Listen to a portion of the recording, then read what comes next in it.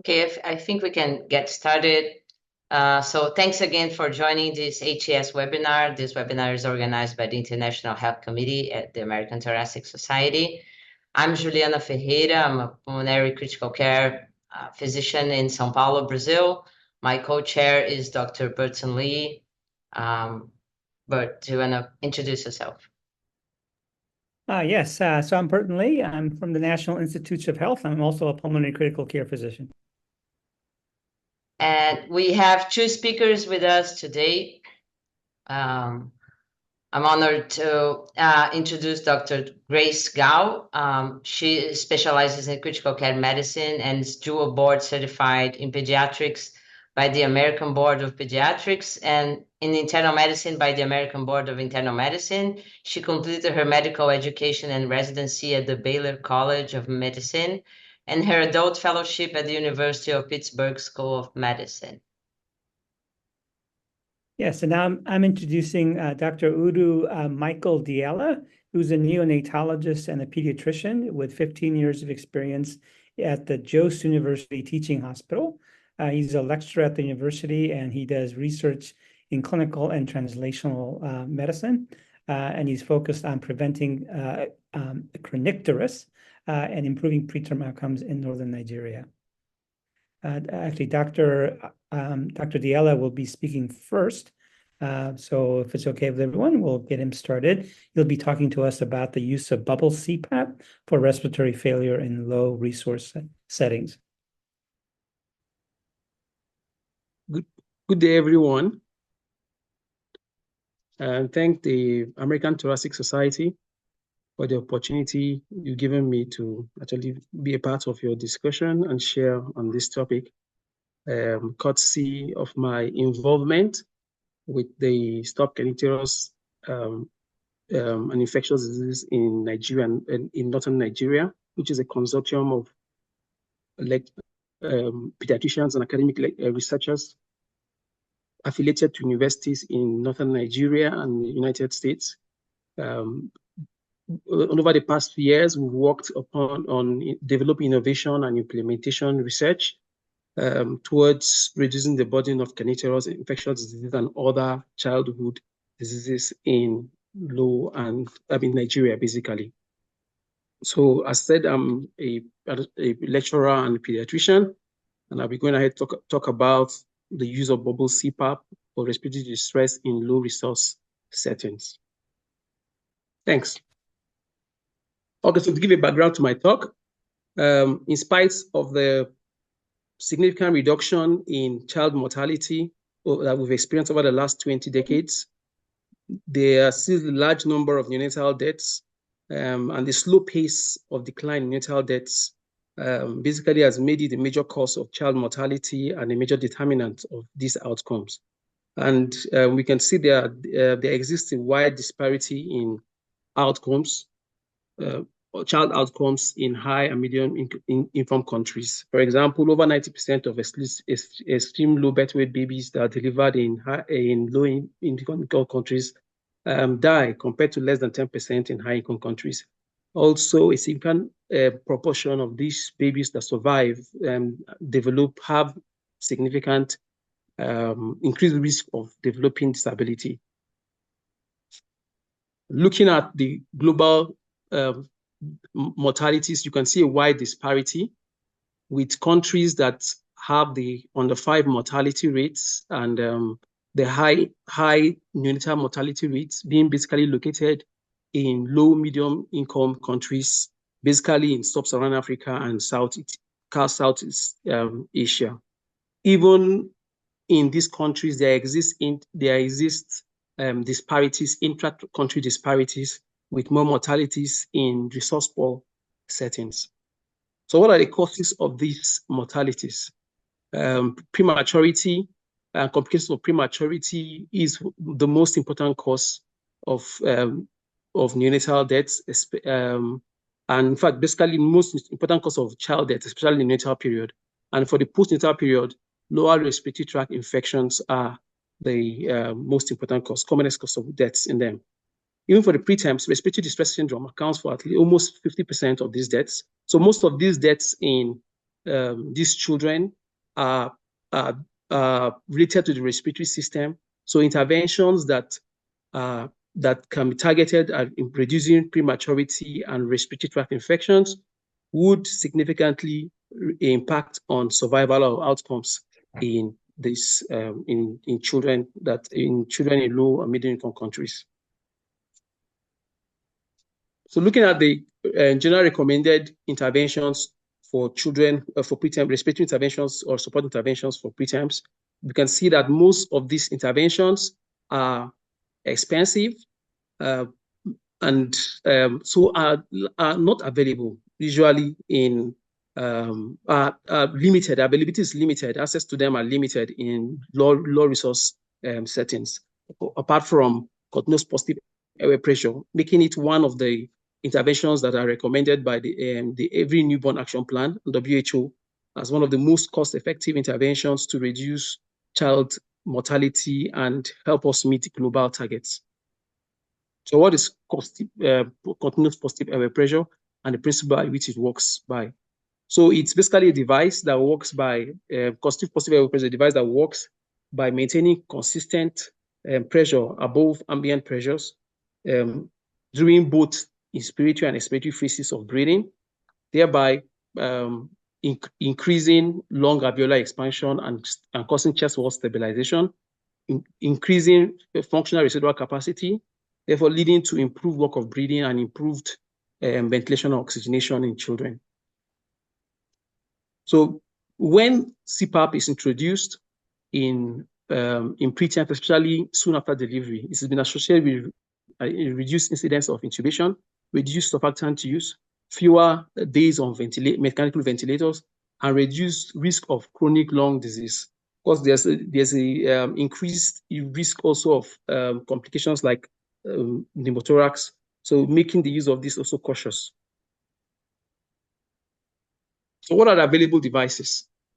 There are so many available CPAP devices in the market, but they have most of them have a common challenge of being very expensive, and there's a need for electricity.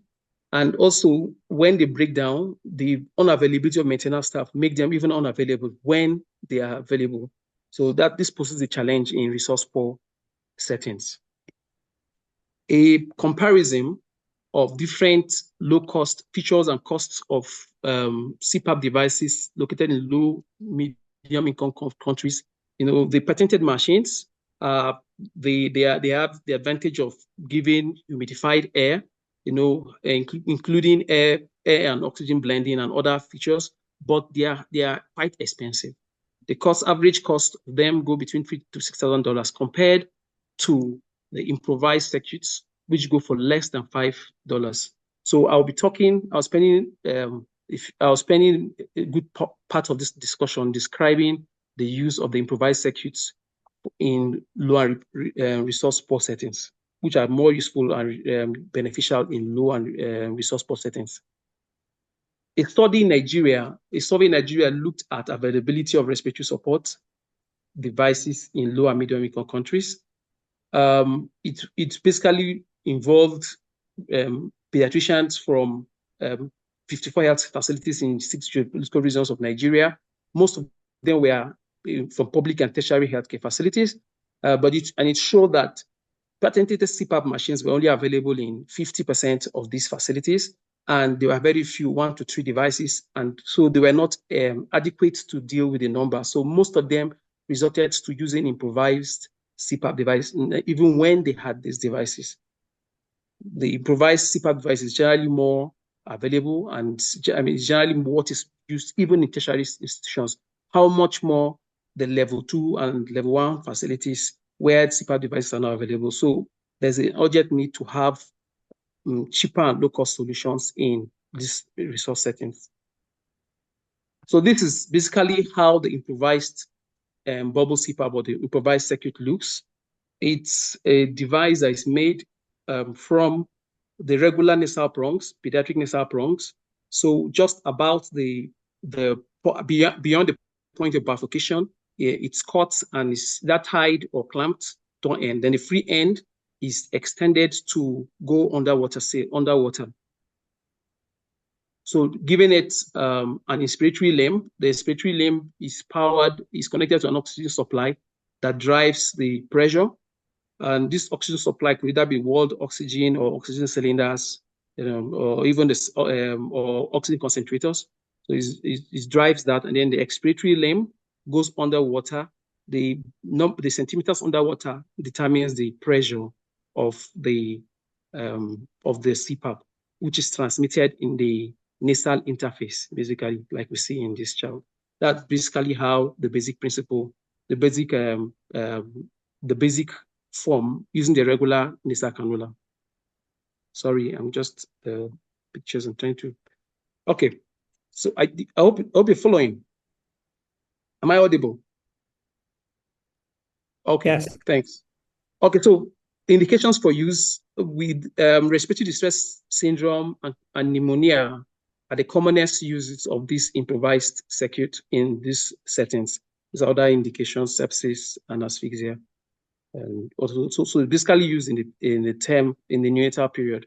A few children, it's also in a few occasions, it's also used in older children who have pneumonia. So a few studies try to look at the impact of the effect of the improvised circuit on child outcomes. One of the earlier studies was by Aldu et al. In Nigeria that looked at the immediate effect of bubble CPAP on respiratory outcomes. And they found out that with the use of this was associated with reduction in respiratory rate and improvement in the SpO2 oxygen saturation in these children soon after use. Another study it was a meta-analysis that involved 13 studies from Nigeria, Malawi, India, and other countries that tried to look at the effectiveness of CPAP. This study concluded that CPAP was associated with improvement in oxygen saturation, but there was no significant improvement in respiratory rate or duration of oxygenation or hospital admission. However, this study also had a wide degree of heterogeneity, making it, and then also many of the studies had small sample size. In JAWS, we introduced the improvised circuit in early 2016. So we did a review, a retrospective analysis 4 years before implementing it and 4 years after, and we looked at survival. Tried to look at the impact in terms of survival in our very low birth weight babies, and we found that for the period post implementation of bubble CPAP, we had a 3-fold increase in survival rate in our very low birth weight babies. We also looked at the duration of admission in children who survived, and we saw that there was significant reduction in the number of days on admission from 37 to 30 days post period of implementation of the improvised CPAP device. So what are the challenges? The CPAP device, one of the big major challenges is the risk of hypothermia, because most times it's driven by the piped oxygen or by piped oxygen in cylinder, and so the children often have a risk of hypothermia. This can be mitigated by using the oxygen concentrators, and of course, most of these babies are placed in incubators. The other challenge is unavailability of oxygen in the lower tier hospitals, the level 2 hospitals. So that makes it a challenge how to sustain the use if it's oxygen driven. The other major challenge that is described in this circuit by many people is the lack of oxygen, air oxygen blending, which increases the risk of oxygen toxicity in these children. So that is one of the issues that need to be looked into in terms of improving the improvised device. Other people also mentioned the issue of pressure transmission using the small narrow cannula, narrow bore cannula like the nasal prongs. The oxygen pressure transmission may be not reliable.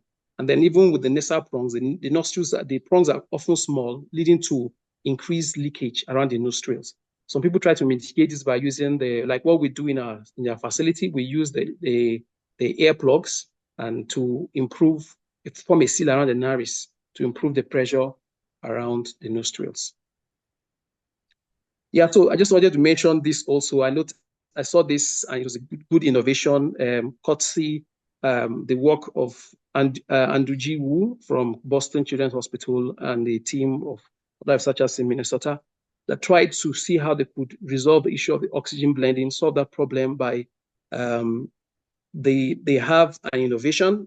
They try to use a syringe to create an air oxygen blender that delivers fixed blending of air and oxygen using the Venturi principle, basically entrainment of air as it passes through Venturi effect, passing through that. So this is a very good innovation to improve the oxygen blending and using the regular nasal prongs that we have.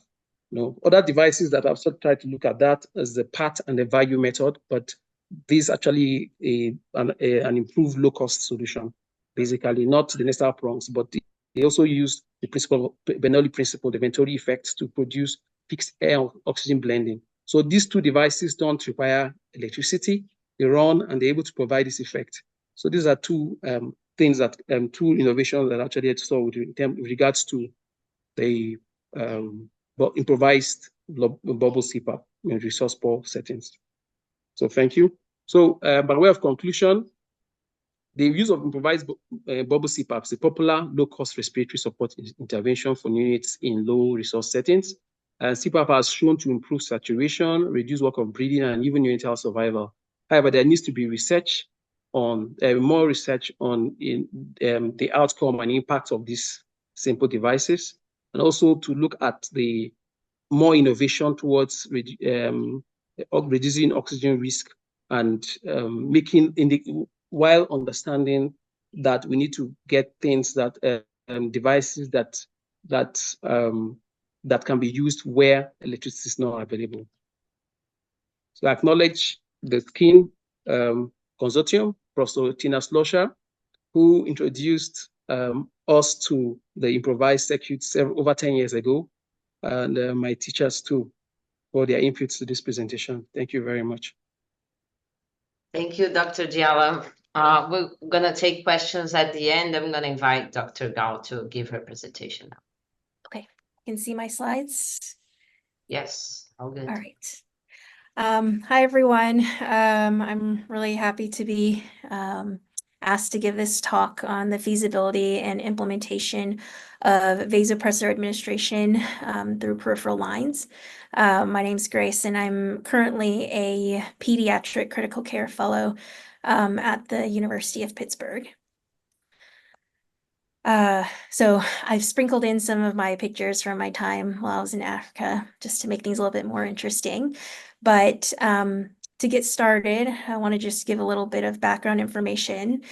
As most of you guys know, international guidelines have pretty much recommended for a long time that vasopressors should be administered through central lines if possible, due to concerns over extravasation and local tissue injury.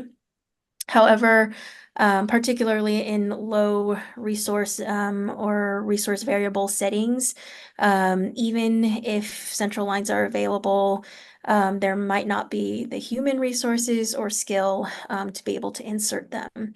And so there have been a few studies that have looked at evaluating the safety of peripheral vasopressor administration.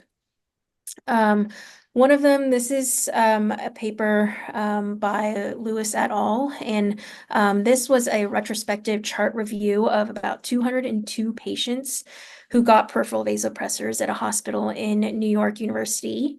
Their objective was to describe the overall incidence of extravasation events and how those events were managed. In this study, the most common vasopressor that was used was norepinephrine and phenylephrine, and the median duration of infusion of vasopressors was about 7.5 hours. You can also see that the most common area that the peripheral line was located was in the antecubital fossa or in the forearm. And they had only a 4% incidence of extravasation, or 8 out of 202 patients. And all of them were managed conservatively, and 88% of them, or 7 out of 8 of them, actually had reinitiation of the vasopressor through another peripheral line. In this study, which was done on a MICU in Long Island, this was a single-arm consecutive patient study, and they were looking at the rate of local tissue injury with peripheral vasopressor administration. I thought this study was interesting because they actually had a protocol for the peripheral IV that they used for vasopressor administration, which you can see in table 1. So they actually had a requirement that the peripheral IV that was used would either be inserted with an ultrasound or looked at with an ultrasound to make sure that the IV was in place. And they also only used gauge 20 or 18, and the location of the peripheral IV had to be above the antecubital fossa. In this study, the mean duration of vasopressor administration was 49 hours, and they only had 2% of patients who had infiltration of their IV because of the vasopressor administration. They did have 13% of patients who eventually did convert to a central line. This was a study that was done in a PICU in Pakistan, and they also did have a protocol for their peripheral lines where they required those lines to be checked at least every 4 hours while the vasopressor was running through it. In this study, the most common pressor that was used was epinephrine, and the patients had 2 or more vasopressors who administered through the same line in about 21% of the patients. And the median duration of peripheral vasopressor administration in this study was 24 hours. They only had a 2.2% instance of extravasation, or 8 of their patients, and all of them did not require any specific intervention. And there was no difference in length of hospital stay between those who had extravasation and those who did not. 34.4% of the patients eventually were converted to central line after about 7 hours median time. This was a single center observational study in India. This one included 122 adults who got peripheral vasopressors. The most common site of their insertion was the EJ, followed by the forearm. And the most common size was 18 gauge, followed by 20 gauge. And their most used pressor was norepinephrine. Out of all the patients who started with peripheral vasopressor administration, 32% of them were eventually transitioned to a central line, and they only had 1 person in this study who had extravasation, and that was after 52 hours of administration of vasopressor, and they actually ended up placing another peripheral line for continuation of vasopressor in that patient. So given all of this data, the Surviving Sepsis International Guidelines that were updated in 2021 actually include a new recommendation that states that you can use peripheral lines for vasopressor administration, rapid initiation of vasopressor administration. They do specifically mention, though, that they recommend that the line be located proximal to the AC fossa, and that if vasopressors are required for a long period of time, that you still switch over to a central line if possible. So I wanted to talk a little bit about my personal experience and time at a hospital in Kenya, Kajabe Hospital. I was lucky enough to be able to spend about 10 weeks there last year, during my last year of adult fellowship, both working in the ICU there and also working on my project, which I will also talk a little bit about. But Kajabe Hospital is a 360-bed tertiary care teaching hospital that's located in rural Kenya. It's located about an hour outside of the capital of Nairobi. And despite the fact that it's in a more rural area, they actually get a lot of referrals and from all over Kenya, and they have a pretty big catchment area. The ICU capacity there, so they have a 5-bed adult ICU and a 10-bed adult high dependency unit capacity. They have 5 maternity HDU beds and a combined 8 ICU and HDU pediatric beds. The high dependency unit there is essentially a step-down unit, but they are capable of taking care of all critically ill patients as long as they're not mechanically ventilated. So they also do take care of patients who require vasopressors. So just some pictures of the ICU there. The one on the right is what the adult ICU looks like. Those beds and ventilators, and then the pediatric unit is also shown there. And then that wall is where all of the supplies are kept, and you can actually see a couple of central line kits hanging out there in one of the cubbies. So the current usual practice at Kajabe is that peripheral lines are actually standard for administration of vasopressors there in both the adult and the pediatric population, regardless of how long a patient is on pressors or what pressor is used or the concentration or rate. It doesn't really matter. And that is for several reasons, which I think are pretty applicable to almost any place that is more resource limited or resource variable. And that is that, number one, there might just not be like a supply, like you might just not have a central line physically available to put in. And also there's cost associated with the central line. And then there may also be lack of availability of ultrasound to be able to place the central line safely. And clinician comfort and training with inserting central lines. And along those lines, nursing comfort for taking care of central lines properly with cleaning and dressing and everything. And kind of also along those lines, there's concern for those lines to get infected and cause like CLABSIs.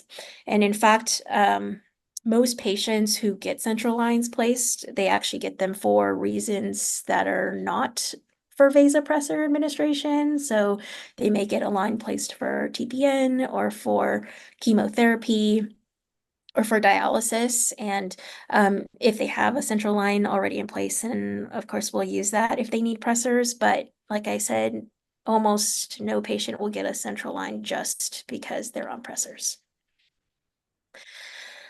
So this is the project that I'm actually currently working on out of Kajabe Hospital, which I want to talk a little bit about. We're looking at peripheral versus central administration of vasopressors at Kajabe.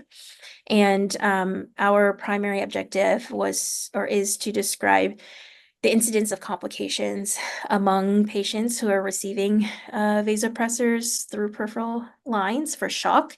And we also hope to assess whether peripheral vaso administration is non-inferior to central line administration of vasopressor. And this is a prospective observational single center cohort study. This is our inclusion and exclusion criteria. Basically, we are enrolling any patient, both adult, pediatric, or maternity who is requiring or who requires vasopressor support during their stay. And anyone who is getting that through a central line that's placed at Kajabe or through a peripheral line. And we are currently actively enrolling patients still. We're coming up to about almost a year of enrollment and have, I think, around 150, 160 patients so far that have been enrolled, which includes both pediatric, adult, and maternity all together. And we are looking at complications that you can see listed here. We've separated the complications into complications related to peripheral infusion and complications related to central infusion, since they differ, and then group those into kind of severity of complication. So I did like a preliminary analysis maybe 1 or 2 months ago. At that time, we had about 120 patients that were enrolled. And this is the outcome that we saw for our peripheral lines. You can see that there are 101 patients out of those 120 patients who were receiving vasopressors through a peripheral line. So like I said, the majority of patients. And the most common complication that we saw was extravasation and infiltration, about 28% of patients. And then loss of line, about 12%. There was one patient who did have necrosis and ulcer that eventually developed into digital ischemia. And we had 11 patients at the time who had central lines. And out of those 11 patients, we only observed one complication, which was an unplanned line removal. So looking at all of those together, in terms of how those complications were addressed, for the most part, they were all addressed conservatively. And actually, usually what happens is the nurses look at the lines, and if there's some extrav or infiltration, they will take it out, place a new peripheral IV, and then just continue running the presser through that new line.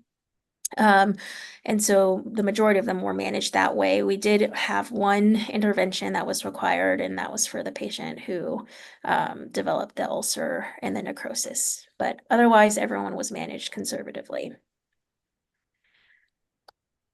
So given all of the available data so far, and also my limited but personal experience with this, I would say that the use of peripheral vasopressor administration is a reasonable alternative when central line catheters are unavailable, and especially in places where they're in resource limited or resource variable settings where they are not as readily available. Thank you so much, Dr. Gao.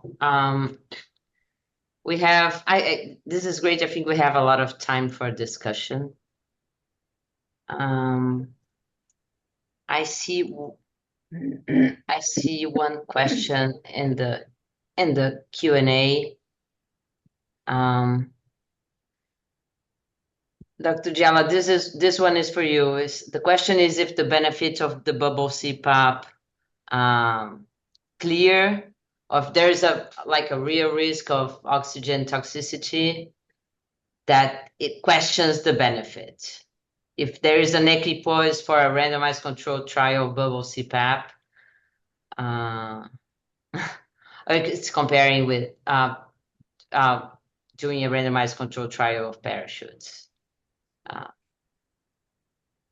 So I think if we rephrase it, I guess the question is, do we have data on the safety of this strategy, and if we need randomized controlled trials to get the data? So that's the challenge with designing.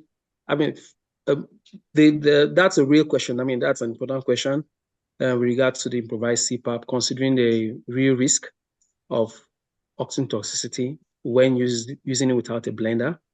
However, our local experience with the ROP screen on our surviving babies, we've not found any baby. We studied ROP screen over the last 2 years, and we've not really found babies that have ROP.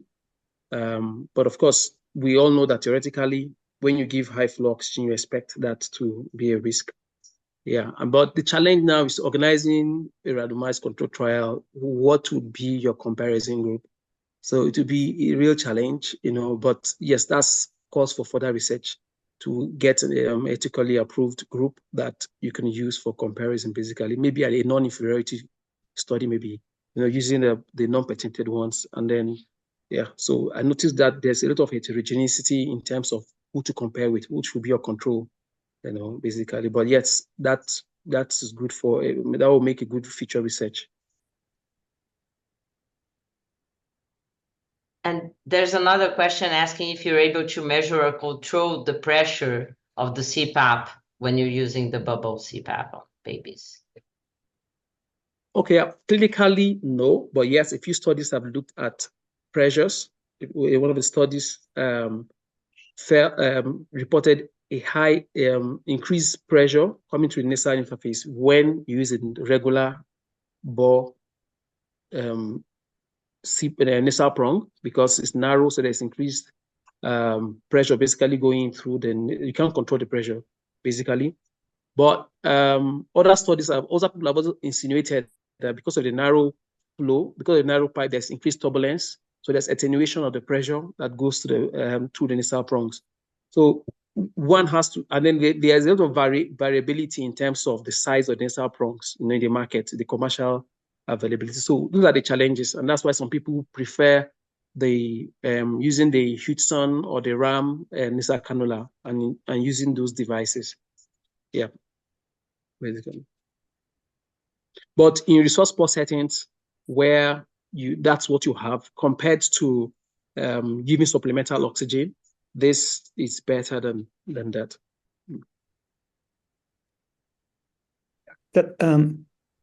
Dr. Diella, you can correct me if I'm wrong, but I believe that part of the control is just simply the height of the water column. Is that correct? Well, I mean, you mean in the mechanism of action? No, I mean the question was, how do you control the amount of pressure?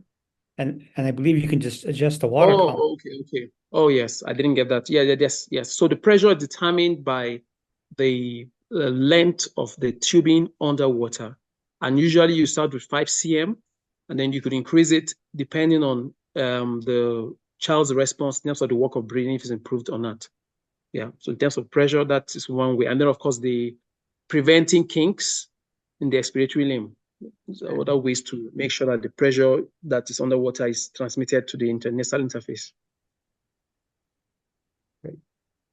Using a column of water is how PEEP was applied when I was an intern in my hospital, when we used BirdMax 7, and it had no PEEP valve, so you put the expiratory limb in a bucket with a column of water, and that's PEEP. So physics, it works. There's a question for Dr. Gao. They're asking if you're enrolling neonatal patients in your study, and if I may extend that question, I would ask how difficult it is as the babies are really small to use. I'm an adult pulmonary critical care doctor, so I don't know if the baby is really small, if that's possible to use peripheral lines. Yeah, so we chose not to enroll babies in the NICU. I think probably just for reasons of it would be a lot more work to be able to also do the enrollment there. And I will say that, like, at least from what I've observed there, and also practice like here being in the PICU now, I will say that central lines, if they are placed for peripheral vasoadministration, I have seen them placed more frequently in the little babies, because it is much harder to get reliable peripheral access on babies, and they do lose them more frequently.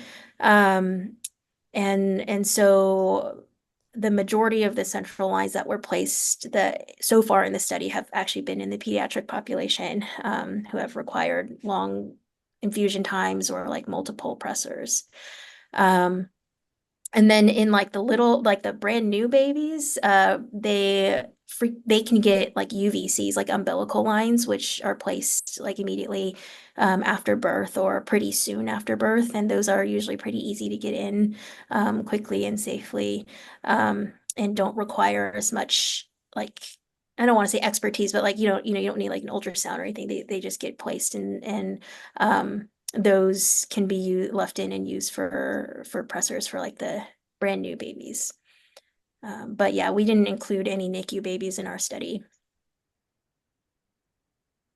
And Beth Riviello has a question. She says, PVI study is very interesting, lots of infiltration seen, but very little intervention needed. And she's asking if you use warm compresses or elevation of the arm. It seems like no matter a lot of weather, the infiltrations cause discomfort. If they don't, then great. But that the rate of infiltration was much higher than expected. Sorry, I'm reading the questions because I don't know if all the attendees are reading the same question. So yeah. Yeah, I also agree, at least compared to all the studies that I mentioned and some other studies where the rate of infiltration seemed to be much, much lower, kind of in like the 2 to 4% maybe. We did see, and we are seeing a much higher rate in this study. I will say that some of it is like sometimes the patients, yes, will complain about a little bit of pain or, at the infusion site, and that will prompt the nurse to change the site. And there might not have been like a true infiltration or a true extravasation, which I think, there are many other things and reasons, and patients can complain about pain from an IV site. Like frequently, and it might not just be related to the pressor. So yes, that I think may be part of it. But I agree, like it definitely is higher in the study so far, probably for various reasons. And the use of warming or compressors, do you use Oh, that? Is that yeah. So what there's strategies? yeah, so we do and can elevate. And the warm compresses could probably be done. It's definitely not as easy, I think, as here when we can just go grab like a heat pack and crack it and put it on somebody. I think that takes a little bit more effort and work, but for sure the elevation we do use. Maybe another question for Dr. Diella. Is there an age limit or size limit of the child who can use the bubble CPAP? Well, I would say, generally, in resource post settings, you can use them for any baby, basically, very preterm to the older infants, even with pneumonia and that. But due to the risk of severe hypothemia and the risk of toxicity, perhaps for the very extreme low preterm babies, if you have other options, maybe you prioritize them in terms of using the devices, patented devices, other devices that can blend air and preheated. If you have the choice, but compared to supplemental oxygen, I think it's still better in terms of survival, the risk of survival with them dealing with respiratory distress, to still use the improvised devices in those settings. But we've had to use them even for extreme low birth weight babies, and some have survived, even with those babies, without adverse outcomes.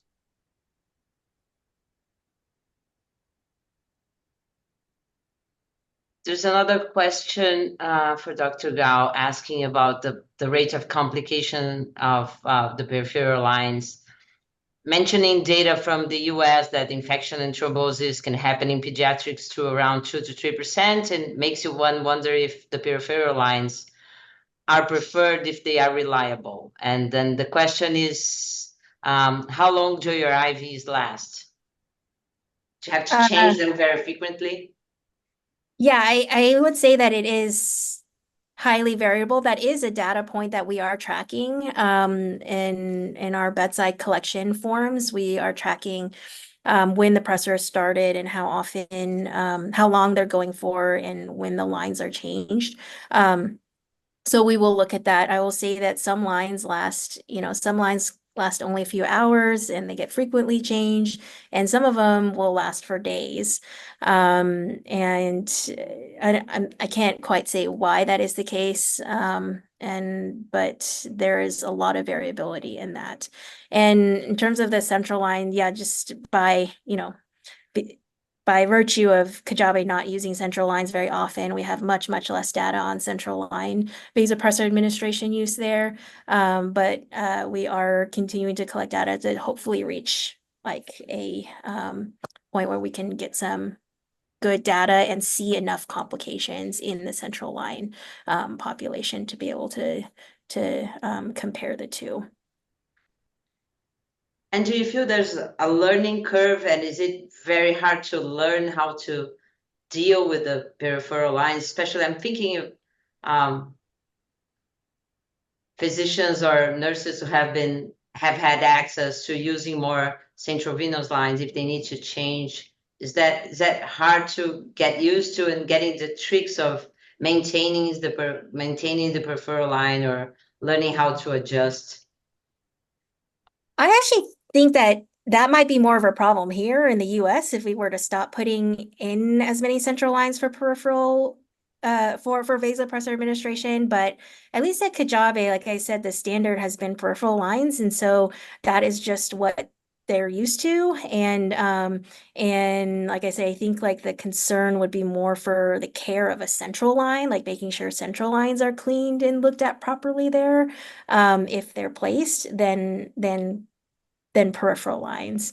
Because I think since it's used so often, the nurses are pretty aware and they check them and look at them. And if the patient is complaining about any pain, like I said, they're usually really quick to just take the IV out and replace it. Versus sometimes I've seen central lines that are like almost half out of a patient, or like not sutured in, or not, like dressed appropriately, just because they don't use those as much over there. But I think here in the US, where we do put central lines in much more often, when we use peripheral vasopressors, is a lot more concern over that. Here it's kind of the opposite problem, and we probably would need more teaching and like guidelines for nurses here to be aware of what to look out for if we were to use more peripheral vasopressors here. Dr. Jella, there's a question for you from Calliope in Rwanda. He's asking if the bubble CPAP is manual or automatic, and how do I think his question is about the water in the water recipient, and how do you measure the amount of water, and if you have to replace it, how often do you have to change, and for infection concerns, and also if it's bubbling and then you're losing water. Yeah, so usually with an opening, we commonly use the normal saline, the normal saline container, 500 mils, and then we make another aperture. It serves two purposes. One is to balance the atmospheric pressure, to give it escape route for air, and then the second is we can use that to fill. There's usually graduation. We mark the centimeters of water to know how. So when it's dropping, we fill with normal saline. Remember, this is the expiratory limb, so it does not usually go back. It shouldn't go back to the baby. However, if it's going to be used for a long duration of time, then we can change the saline. It's cheap. That's the benefit of it being cheap. It can be changed often. And so he's asking if you have to, do you have like a periodicity? You change the water, I don't know, every day or every certain hours, or? No, it's usually the nurse, whenever you monitor, one of the things you do is to monitor the water level and to just top it off. Just fill with another sterile, the water is sterile, and then you use another sterile source to fill and to maintain the level. For most babies, the use is usually within a few days, and then you de-escalate as they improve. So it's single use. It's for each baby. A new circuit is made and disposed. It's not reused. We still have a few minutes if more people want to ask questions. I have a question, Dr. Gao. You mentioned in the beginning of your talk that the most recent guidelines say start with a central venous line if you can, and consider a peripheral line if you're in a hurry or you don't have a central venous line available. Do you think, based on recent trials, do you feel like this guidelines might change, or do you still feel like the literature supports that central venous line should be the first option if available? I think that data is looking more and more like their peripheral administration of vasopressors is safe, and is something that should probably be used more widely. I think that that recommendation was made because it takes time to put central lines in, and it takes expertise, and even in high resource countries like the US, like they still take time to put in. And if you're in the middle of the night or something when there's not like an ICU or like a surgical person around who can put them in, the fear is that there can be delay of administration of the vasopressor to treat shock. And we definitely know that like every hour where we're not, treating shock and treating their hypotension, that's detrimental. And so I think that if anything, I feel the data is going towards, rather than delay administration, just administer through a peripheral line. But I do think that if you have the resources available, and if you're feeling like the pressor is going to be going for a long time, or if you're escalating doses, I do think that the recommendation will probably still be to try to get a central line in if you can, for those patients. But for me, I think it's fairly clear that at least for a short period of time, you should be able to administer pressors through peripheral lines safely and effectively for patients. So we have one more question for Dr. Diala. In low-income countries where ventilation resources are very scarce, we forget the very useful and underused Bosnian CPAP. I don't know that one, especially the new equipment that regulates PEEP up to 15 centimeters of water and a high FiO2. If you agree, if that's your opinion too, I don't know. Can you tell us what is a Bosnian CPAP, Dr. Diala? I don't know about it. But yes, Okay. if that will serve to as a ventilator, low resource ventilator, that would be a good addition to it. So, but I don't know much about the Bosnian CPAP. I don't know, Bert, do you know it? I do not know that.